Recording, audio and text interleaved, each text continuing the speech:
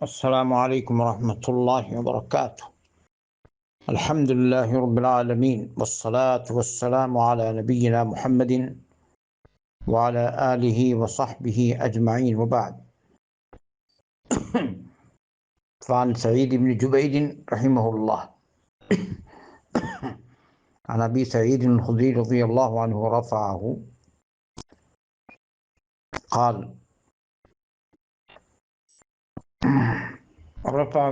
رفعه يعني قال النبي صلى الله عليه وسلم: إذا أصبح ابن آدم فإن الأعضاء كلها تكفر اللسان،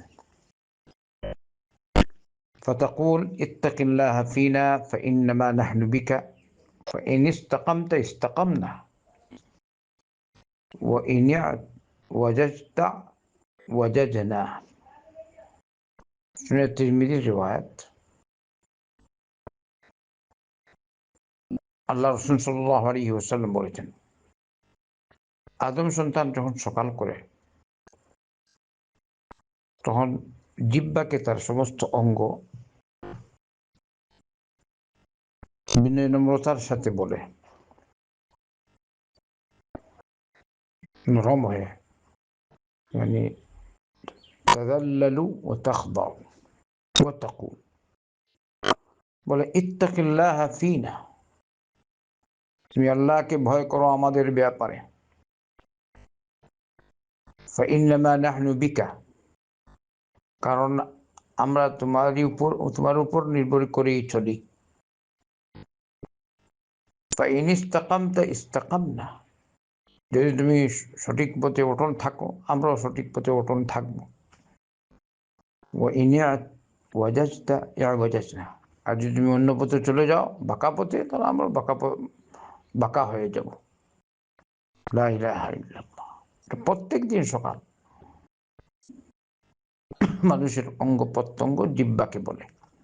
তো এবারে বুঝেন জিহ্বা কতটুকু গুরুত্বপূর্ণ অঙ্গ। বলে যদি তুমি ইস্তেকামত সঠিকভাবে নিজেকে ব্যবহার করো, সত্যকে সত্য বলো, মিথ্যাকে মিথ্যা বলো, হক কথা বলো, না হক থেকে বিরত থাকো, তাহলে আমরাও সঠিকভাবে চলবো।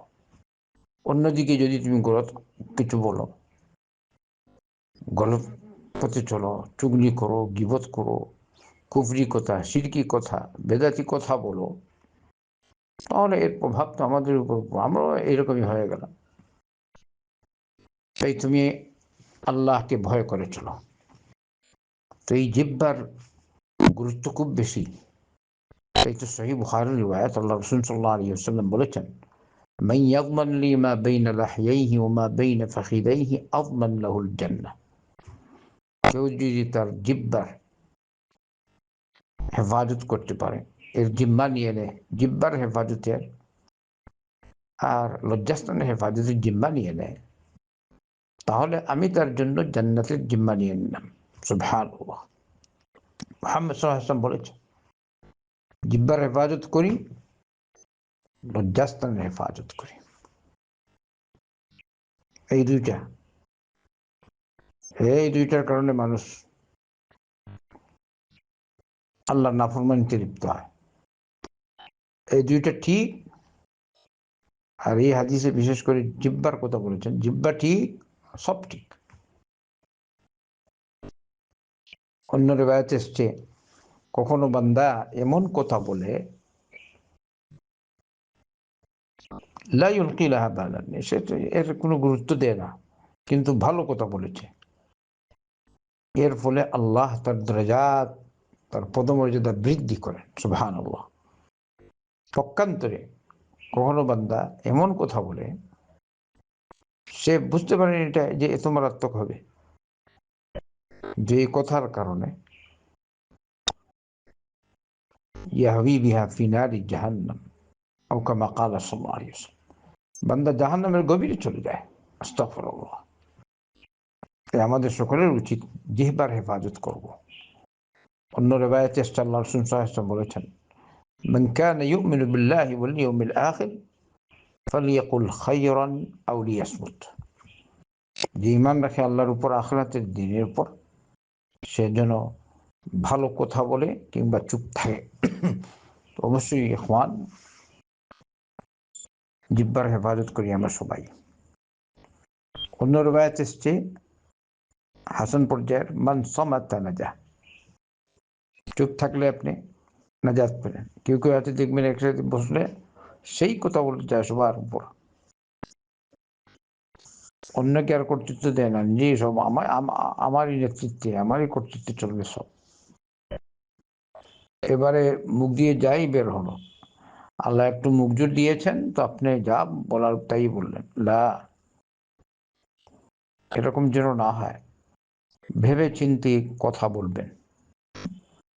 তো কি বলেছেন আল্লাহ রাসূল সাল্লাল্লাহু আলাইহি ওয়াসাল্লাম, মান কানা ইউমিনু বিল্লাহি ওয়াল ইয়াউমিল আখির ফালইয়াকুল খায়রান আও লিয়াসমুত।